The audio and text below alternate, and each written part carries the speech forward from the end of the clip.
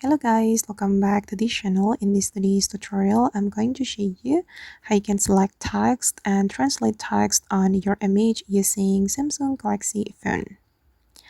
Okay, let's get into it guys. I have opened my Samsung Galaxy phone, and if you want to select text or translate text on our image, we can go to our gallery and then you can choose the image you want to select the text on and you want to translate.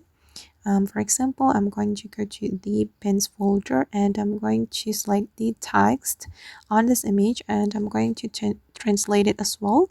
If you want to do that, you can click on this icon and then here you will have three options.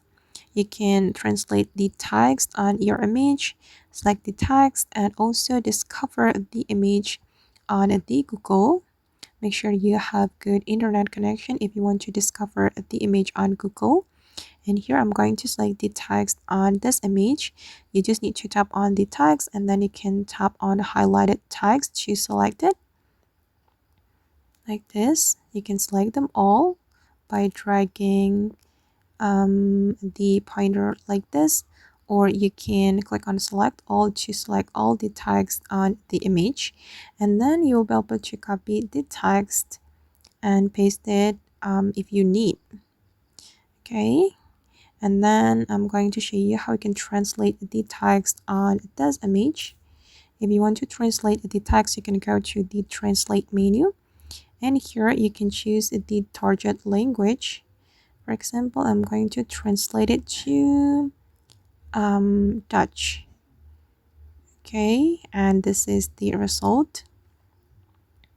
And for the source language, unfortunately, we can only select English.